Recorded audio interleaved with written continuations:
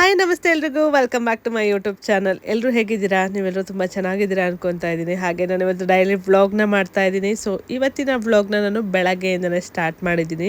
ಇವತ್ತು ನನ್ನ weight loss ಜರ್ನಿಯಲ್ಲಿ day 39. So ನಾನು ಹಬ್ಬ ಎಲ್ಲ ಇತ್ತು ಅಂದ್ಬಿಟ್ಟು ಒಂದೆರಡು ದಿನ ಮಾಡಿರಲಿಲ್ಲ, ಅಂದರೆ ಯಾವುದೇ ರುಟೀನ್ನ ಫಾಲೋ ಮಾಡಿರಲಿಲ್ಲ. ಹಾಗಾಗಿ ಗ್ಯಾಪ್ ಕೊಟ್ಟು ಮತ್ತೆ ರೀಸ್ಟಾರ್ಟ್ ಮಾಡಿದ್ದೀನಿ. ಸೊ ಗ್ಯಾಪ್ ಕೊಟ್ಟು ಹಾಗೆ ಕೊಡೋದಕ್ಕಿಂತ ಆರಾಮಾಗಿ 2 ದಿನ ರೆಸ್ಟ್ ಮಾಡಿ ರೀಸ್ಟಾರ್ಟ್ ಮಾಡೋದ್ರಲ್ಲಿ ಏನಿಲ್ಲ. ಸೊ ಅದನ್ನು ಮಾಡಿ ಅದಾದಮೇಲೆ ಇವತ್ತು ಬೆಳಗ್ಗೆನೇ ಬೇಗ ನೀನು ಅಪಾಯಿಂಟ್ಮೆಂಟ್ ತೊಗೊಂಡಿದ್ವು ಅವ್ರದ್ದು ಹೆಲ್ತ್ ಚೆಕಪ್ಗೆ. ಹಾಗಾಗಿ ಹೆಲ್ತ್ ಚೆಕಪ್ ಮಾಡಿಸೋದಕ್ಕೆ ಅಂತ ನಮ್ಮದು ನಿಯರಲ್ಲೇ ಇದನ್ನು ಒಂದು ಲೊಕೇಶನ್ನ ಸೆಲೆಕ್ಟ್ ಮಾಡ್ಕೊಂಡಿದ್ವು, ಪ್ರೈಮ್ ಡಯಾಗ್ನೋಸ್ಟಿಕ್ ಅಂತ. ಸೊ ಇಲ್ಲಿ ನಾನು ಬಾಸದು ರುದ್ದಿದ್ದು ಎಲ್ಲ ಸ್ಕ್ಯಾನ್ ಎಲ್ಲ ಇಲ್ಲೇ ಮಾಡಿಸ್ತಾ ಇದ್ದೆ ನಾನು. ಸೊ ನಾನು ಹಾಸ್ಟೆಲಲ್ಲಿ ತೋರಿಸ್ತಾ ಇದ್ದೆ, ಬಟ್ ಅವರು ಆ್ಯನಿಮಲ್ದು 5 ಮಂತ್ ಸ್ಕ್ಯಾನ್ ಎಲ್ಲ ಇಲ್ಲಿಗೆ ರೆಫರ್ ಮಾಡ್ತಾರೆ. ಇಲ್ಲಿ ತುಂಬ ಚೆನ್ನಾಗಿ ಸ್ಕ್ಯಾನ್ ಎಲ್ಲ ಮಾಡ್ತಾರೆ, ಒಳ್ಳೆ ಎಕ್ಸ್ಪೀರಿಯನ್ಸ್ ಡಾಕ್ಟ್ರ್ ಇದ್ದಾರೆ ಅಂತ. ಹಾಗಾಗಿ ಸೊ ಇಲ್ಲಿನೇ ಮಾಡಿಸ್ತಾ ಇದ್ದೆ. ಹಾಗಾಗಿ ಇದೇ ಪ್ಲೇಸ್ನ ಅನಿಗೆ ಫುಲ್ ಬಾಡಿ ಹೆಲ್ತ್ ಚೆಕಪ್ ಮಾಡಿಸೋದಕ್ಕೆ ಅಂದ್ಬಿಟ್ಟು ಇಲ್ಲೇ ಸೆಲೆಕ್ಟ್ ಮಾಡ್ಕೊಂಡಿದ್ದೆ. ಸೊ ಇವತ್ತು ಇವರು 83 ಟೆಸ್ಟ್ನ ಮಾಡಿಸ್ತಾ ಇದ್ದಾರಲ್ಲ. ಅದರಲ್ಲಿ ನನಗೆ ಗೊತ್ತಿರೋ ಪ್ರಕಾರ 82 ಟೆಸ್ಟ್ ಬಂದುಬಿಟ್ಟು ಫುಲ್ ಕಂಪ್ಲೀಟ್ ಬ್ಲಡ್ ಟೆಸ್ಟಲ್ಲೇ ಇರುತ್ತೆ. ಸೊ ಇವಾಗ ಆನಿಗೆ ಟಿಫನ್ ತಿನ್ನಿಸ್ಕೊಂಡು ಮತ್ತೆ ಟೆಸ್ಟ್ ಇದ್ದಾವೆ ಬ್ಯಾಲೆನ್ಸು. ಸೊ ಅದನ್ನೆಲ್ಲ ಮಾಡಿಸೋದಕ್ಕೆ ಮತ್ತೆ ಕರ್ಕೊಂಡು ಹೋಗ್ತಾ ಇದ್ದೀವಿ. ಖಾಲಿ ಹೊಟ್ಟೆಗೆ ಬೆಳಗ್ಗೆ ಬ್ಲಡ್ಡು ಮತ್ತು ಯೂರಿನ್ ಟೆಸ್ಟ್ ಎಲ್ಲ ತೊಗೊಂಡ್ರು. ಸೊ ಇವಾಗ ನೆಕ್ಸ್ಟ್ ಟೆಸ್ಟಿಗೆಲ್ಲ ಊಟ ಮಾಡಿರಬೇಕು ಅಂತ ಹೇಳಿದ್ರು, ಅಂದರೆ ಟಿಫನ್ ಮಾಡಿರಬೇಕು ಅಂತ. ಹಾಗಾಗಿ ಟಿಫನ್ ಮಾಡಿಕೊಂಡು ಮತ್ತೆ ಹೋಗ್ತಾ ಇದ್ದೀವಿ. ಇನ್ನು ಊಟ ಆದಮೇಲೆ ಎಕ್ಸ್ರೇ ಮತ್ತು ಅಲ್ಟ್ರಾಸೌಂಡ್ ಸ್ಕ್ಯಾನ್ ಕೂಡ ಮಾಡಿದರು. ಹಾಯ್ ಗಾಯ್ಸ್, ಇವಾಗ ಮುಗೀತು, ಮನೆಗೆ ಹೊರಡ್ತಾ ಇದ್ದೀವಿ. ಇವಾಗ ಟೈಮ್ ಅದು 1 o'clock ಆಗ್ತಾಯಿದೆ. ಸೊ ಇಷ್ಟೊತ್ತು ತನಕ ಆಯಿತು ನಾವೆಲ್ಲ ಮುಗಿಸ್ಕೊಂಡು ಬರೋ ಜೊತೆಗೆ. ಸೊ ಇವಾಗ ಮನೆಗೆ ಹೊರಡ್ತಾ ಇದ್ದೀವಿ, ಮತ್ತೆ ಮನೆಗೆ ಹೋಗಿ ಸಿಗ್ತಿದ್ದಾನೆ. ನಾವು 1 ಅವರಲ್ಲಿ ಮುಗಿಯುತ್ತೆ ಅಂದ್ಕೊಂಡು ಹೋದ್ವು. ಅದು ನೋಡಿದ್ರೆ ಮುಗಿಯೋ ಅಷ್ಟೊತ್ತಿಗೆ 1 o'clock 1:30 ಆಯಿತು. ಸೊ ನಾವು ಬೆಳಗ್ಗೆನೇ ಹೋಗಿದ್ದು 9 o'clockಗೆ ನಮ್ಮದು ಅಪಾಯಿಂಟ್ಮೆಂಟ್ ಇದ್ದಿದ್ದು. ಸೊ ಅಲ್ಲಿಂದ ಹೋಗಿ ಸ್ಟಾರ್ ಬಜಾರಲ್ಲಿ ಸ್ವಲ್ಪ ಸಾಮಾನೆಲ್ಲ ಮನೆಗೆ ತೊಗೋಬೇಕಾಗಿತ್ತು, ಅದೆಲ್ಲ ತೊಗೊಂಡು ಸೊ ಮನೆಗೆ ಬಂದ್ವು. Drawing, wow, super super. ಯಾರಪ್ಪ ಮಾಡಿದ್ದು? ನೀನೇ ಮಾಡ್ದಾ? ಎಲ್ಲ ನೀನೇ ಮಾಡ್ದಾ? ಅಕ್ಕ ಎಲ್ಲಿ? ಮರ್ತ್ಬಿಟ್ಟು ಹೋದೆ ನಾನು.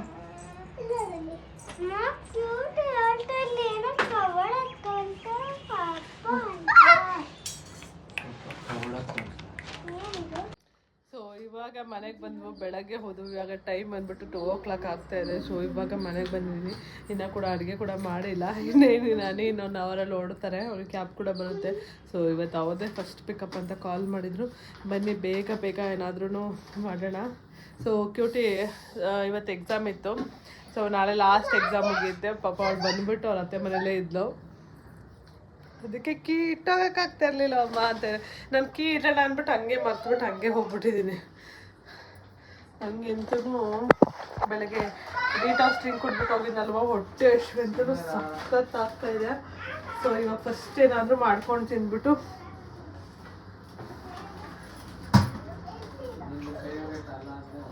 ನೀರು ಕೂಡ ಖಾಲಿ ಆಗಿಬಿಟ್ಟಿದೆ.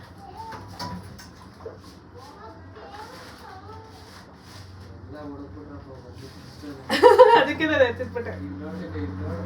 ಐಸ್ ಕ್ರೀಮ್ ತಗೊಬಂದಿದ್ದೀನಿ, ಹುಡುಕ್ತಾವೆ, ನಾನು ಎತ್ತಿಟ್ಬಿಟ್ಟಿದ್ದೀನಿ. ಏನು ಹುಡುಕ್ತಾ ಇದೆಯಾ ಬಸ್ಸು?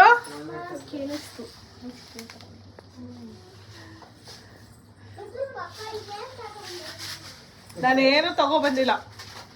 ನನ್ನ ಮಕ್ಕಳು ಎಲ್ಲರೂ ಹೋಗಿ ಆಚೆ ಬಂದ್ಬಿಟ್ರೆ ಸಾಕು, ಫುಲ್ಲು ಏನು ತಗೊಬಂದಿದ್ದೀಯಮ್ಮ ಅಂತ ಕಾಯ್ತಾ ಇರ್ತಾರೆ ತಿನ್ನೋದಕ್ಕೆ ಏನಾದ್ರು ತಂದಿರ್ತೀನಿ ಅಂತ. ಹಾಂ ಏನು ತೋರಿಸು.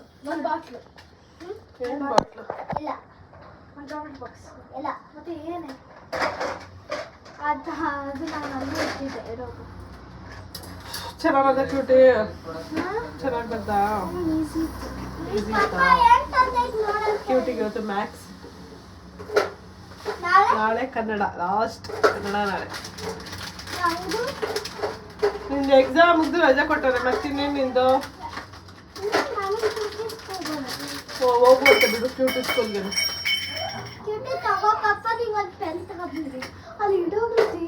ಹಂಗೆ ಬರ್ಬೇಕಾದ್ರೆ ಸ್ವಲ್ಪ ಸ್ಟಾರ್ ಬಜಾರ್ಗೆ ಹೋಗಿ ಕೆಲವೊಂದೊಂದು ಐಟಮ್ ಬೇಕಾಗಿತ್ತು. ಹಾಗಾಗಿ ಅವನ್ನೆಲ್ಲ ತೊಗೊಂಡು ತಗೊಂಡು ಸೊ ಬಂದು 2 o'clock ಆಗ್ತಾಯಿದೆ. ಸೊ ಇವಾಗ ಏನಾದರೂ ಫಟಾಫಟ್ ಅಂತ ಅಡುಗೆ ಮಾಡಬೇಕು. ಏನು ಮಾಡಬೇಕು ಅಂತ ಯೋಚನೆ ಮಾಡೋಂಗಿಲ್ಲ. ಬೆಳಗ್ಗೆಲ್ಲ ಸೊಪ್ಪೆಲ್ಲ ತೊಗೊಂಡಿದ್ದೆ ಸಾಂಬಾರು ಮಾಡೋಣ ಅಂತ. ಇಲ್ಲ ಸೊಪ್ಪು ಸಾಕು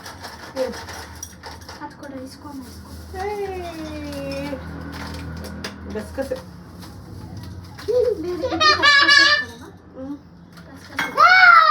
ಬಾಸು ಸುಮ್ಮನೆ ನಂಗೆಲ್ಲ ಗಲಾಟೆ ಮಾಡಬಾರ್ದು ಮಗನ. ಯಾವುದೂ ಇಲ್ಲ ಕಟ್ಟು ಎಲ್ಲ ಫುಲ್ ಆಗಿದ್ದಾವೆ. ಇಲ್ಲೊಂದಿದೆ ನೋಡು.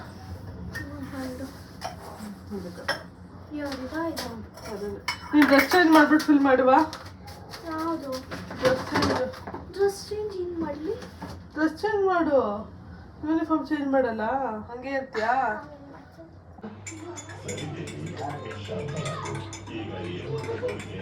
ಸೊ ಸಾಂಬಾರು ಆಯಿತು.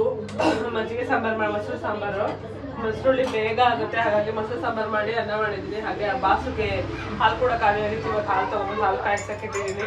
ಸೊ ನನಗೆ ಒಂದು ಲೋಟ ಮಜ್ಜಿಗೆ ಮಾಡ್ಕೊತಾ ಇದ್ದೀನಿ. ಆಮೇಲಿಂದ ಸ್ವಲ್ಪ ಹೊತ್ತು ಬಿಟ್ಕೊಂಡು ಡಿಟಾಕ್ಸ್ ಏನಾದ್ರು ಡ್ರಿಂಕ್ ಮಾಡ್ಕೊಂಡು ಕುಡಿತೀನಿ. ನಂದು ಇವತ್ತು ಡಿಟಾಕ್ಸ್ ಡೇ, ಅಂದರೆ ಇವಾಗ ಹಬ್ಬದ ದಿನ ಎಲ್ಲ ಚೆನ್ನಾಗಿ ಒಬ್ಬಟ್ಟು ಅದು ಇದೆಲ್ಲ ತಿಂದಿದ್ವಲ್ಲ, ಹಾಗಾಗಿ ಇವತ್ತು ನಾನು ಡಿಟಾಕ್ಸ್ ಡೇ ಮಾಡ್ತಾ ಇದ್ದೀನಿ. ಸೊ ಬೆಳಗ್ಗೆ ಬಂದ್ಬಿಟ್ಟು ಡಿಟಾಕ್ಸ್ ಡ್ರಿಂಕ್ದು ಕ್ಯೂಬ್ ಇರುತ್ತಲ್ಲ ಅದನ್ನು ಕುಡಿದ್ಬಿಟ್ಟು ಹೋಗಿದೆ. ಇವಾಗ ಇದನ್ನು ಕುಡಿತಾ ಇದ್ದೀನಿ. ಇನ್ನು ಸ್ವಲ್ಪ ಹೊತ್ತು ಬಿಟ್ಕೊಂಡು ಆರೆಂಜ್ ಜ್ಯೂಸ್ ಏನಾದರೂ ಮಾಡ್ಕೊಂಡು ಕುಡಿತೀನಿ. ಇವಾಗ ಜಸ್ಟು ಇದೆಲ್ಲ ಮಾಡೋದಕ್ಕೆ ಎನರ್ಜಿ ಇರಲಿ ಅಂದ್ಬಿಟ್ಟು ಮಜ್ಜಿಗೆ ಕುಡಿತಾ ಇದ್ದೀನಿ. ಇನ್ನು ಮನೆಯವ್ರಿಗೆಲ್ಲ ಅಡುಗೆ ಆಯಿತು. ಸೊ ನನಗೆ ಏನಾದರೂ ಫಟ್ ಅಂತ ಮಾಡಬೇಕು ಅಂದರೆ ಸೊ ಮಜ್ಜಿಗೆ ಸಾಂಬಾರು ನನ್ನ ಫೇವ್ರೇಟ್ ಮೊಸರು ಸಾಂಬಾರು ಅಂತಲೇ ಹೇಳ್ಬೋದು. ಸೊ ಟೇಸ್ಟ್ ಅಂತ ತುಂಬ ಚೆನ್ನಾಗಿರುತ್ತೆ ಅನ್ನೋಕ್ಕೆ ಹಾಗಾಗಿ ಮಾಡಿದ್ದೀನಿ. ಬರಲಿ. ಸೊ ನೋಡಿ ಇಲ್ಲಿ ಎಷ್ಟು ಚೆನ್ನಾಗಿ ಬಂದಿದೆ ಅಂತ. ಸೊ ಇದೆಲ್ಲ ಒಂದು ವಿತಿನ್ ಒಂದು 10 ಮಿನಿಟ್ಸಲ್ಲೆಲ್ಲ ಈ ಸಾಂಬಾರು ಆಗೋಗುತ್ತೆ. ಸ್ವಲ್ಪ ಆರ ತನಕ ವೆಯ್ಟ್ ಮಾಡಿ ಆಮೇಲೆ ಮೊಸರು ಹಾಕ್ತೀನಿ. ಸೊ ಇವಾಗ ಊಟ ಕೂಡ ಹಾಕ್ಕೊಟ್ಟು ನನಗೆ ನೇನು ಹೊರಡ್ತಾರೆ ಅವ್ರು ಕೂಡ.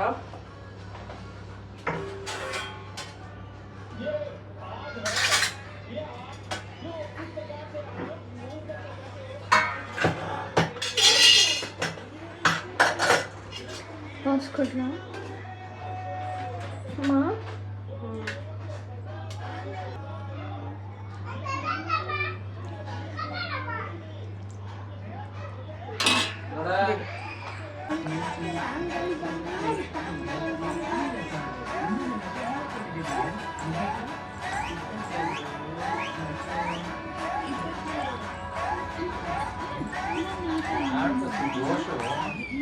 ಸೊ 2 ದಿನ ಗ್ಯಾಪ್ ಕೊಟ್ಟಿದ್ನಲ್ಲ, ಹಾಗಾಗಿ ಇವತ್ತು ಡಿಟಾಕ್ಸ್ ಮಾಡೋಣ ಅಂದ್ಬಿಟ್ಟು ಬೆಳಗ್ಗೆಯಿಂದ ನಾನು ಡಿಟಾಕ್ಸ್ ಡೇನೇ ಇದ್ದೆ.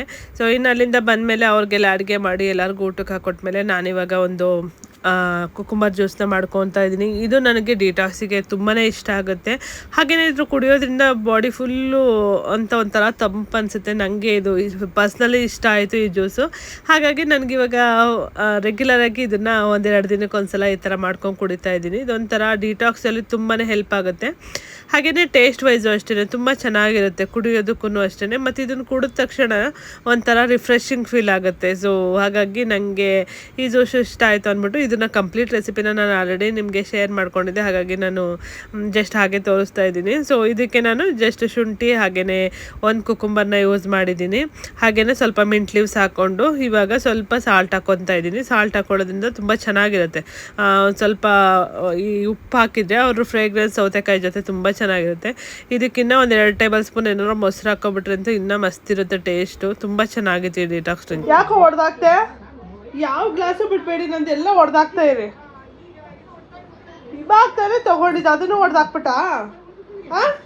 ನಿನ್ನ ಕಣ್ಣಿಗೆ ಏನು ಕಾಣಿಸ್ಬಾರ್ದಲ್ಲ ಬಸ್ಸು? ಹೊಡೆದಾಕ್ಬಿಟ್ಟು ನೋಡಿ ಇಲ್ಲಿ ಮಲ್ದಂಗೆ ಹೆಂಗೆ ಮಲಗಿದ್ದಾನೆ ಅಂತ. ಮಲಗಿದ್ರೆ ಬಿಡ್ತೀನಿ, ಕೊಡ್ತೀನಿ. ಬಿಡು, ಚುಚ್ಚುತ್ತೆ. ಬಿಟ್ಬಿಡು, ಎತ್ತು ಕೈನ.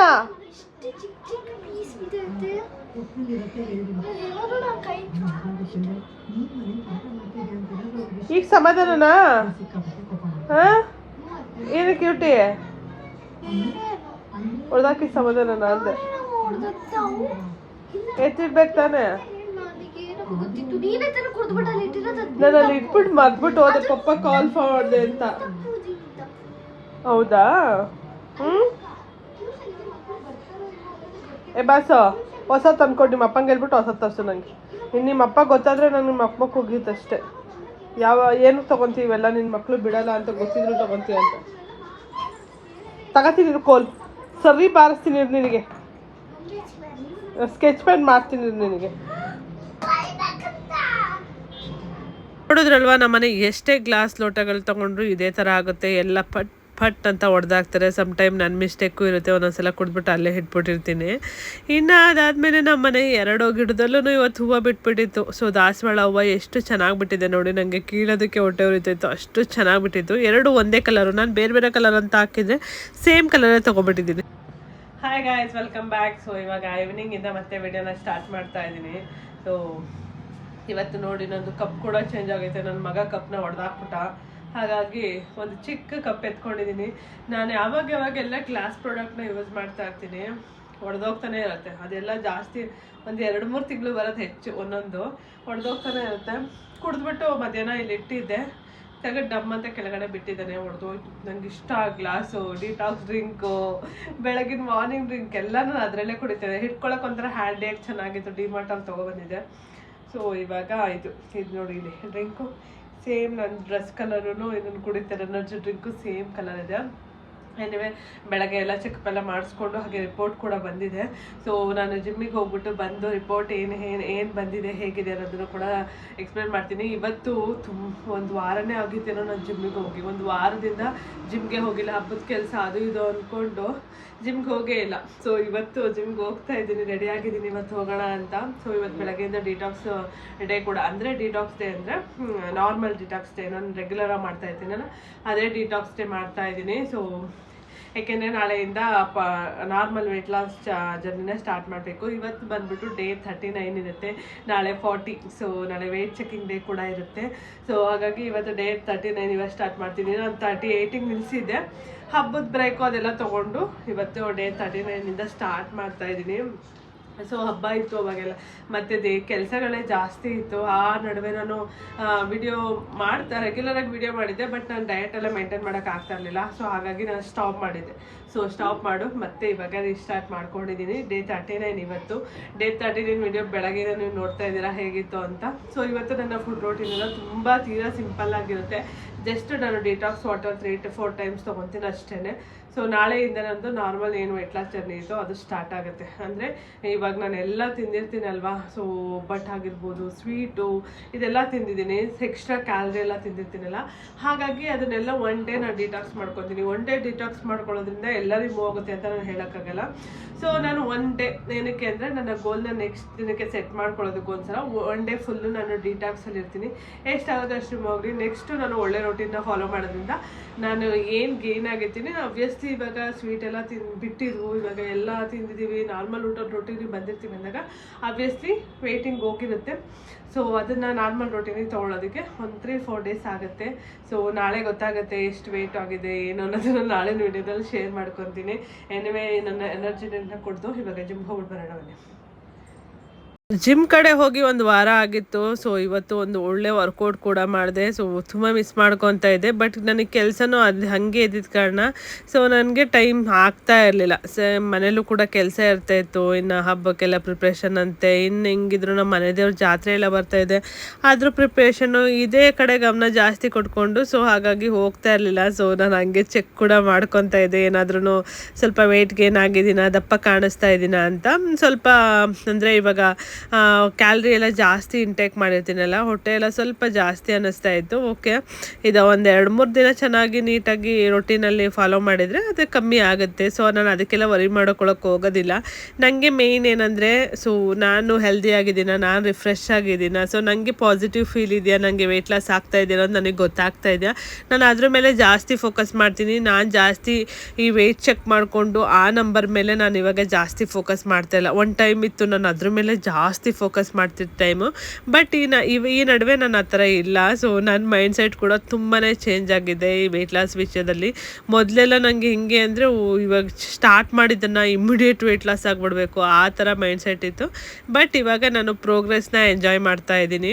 ಸೊ ಇನ್ನು ಜಿಮ್ಮಿಂದ ಮುಗಿಸ್ಕೊಂಡು ಬಂದು ಸೊ ಇವತ್ತು ದಿನದ ಲಾಸ್ಟ್ ಮೀಲ್ಗೆ ನಾನು ಆರೆಂಜ್ ಜ್ಯೂಸ್ನ ತೊಗೊಂಡೆ. ಆರೆಂಜ್ ಜ್ಯೂಸ್ ಮಾಡೋದನ್ನು ಕೂಡ ಆಲ್ರೆಡಿ ನಾನು ಡಿಟಾಕ್ಸ್ ಡ್ರಿಂಕಲ್ಲಿ ಹಾಕಿದ್ದೀನಿ ಹೇಗೆ ಮಾಡ್ಕೊಡೋದು ಅಂತ. ಇದಕ್ಕೆ ಆರೆಂಜು ಹಾಗೆಯೇ ಮಿಂಟ್ ಲೀವ್ಸ್ ಎಲ್ಲ ಹಾಕ್ಬಿಟ್ಟು ಮಾಡ್ಕೊಂಡಿದ್ದೆ. ತುಂಬಾ ಚೆನ್ನಾಗಿತ್ತು ಫ್ರೆಶ್ ಆರೆಂಜ್ ಜ್ಯೂಸು. ಸೊ ಇದನ್ನು ಕುಡಿದು ನಾನು ಇವತ್ತು ನನ್ನ ಡೇನ ಎಂಡ್ ಮಾಡಿದೆ. ಇದಾಗಿತ್ತು ಇವತ್ತಿನ ವಿಡಿಯೋ. ನಿಮ್ಮೆಲ್ಲರಿಗೂ ಇಷ್ಟ ಆಗಿದೆ ಅನ್ಕೊತೀನಿ. ಇಷ್ಟ ಆದರೆ ಲೈಕ್ ಮಾಡೋದನ್ನ ಮರಿಬೇಡಿ. ಹಾಗೆ ನಿಮ್ಮ ಫ್ರೆಂಡ್ಸ್ ಆ್ಯಂಡ್ ಫ್ಯಾಮಿಲಿ ಜೊತೆನೂ ಕೂಡ ಈ ವಿಡಿಯೋನ ಶೇರ್ ಮಾಡ್ಕೊಳ್ಳಿ.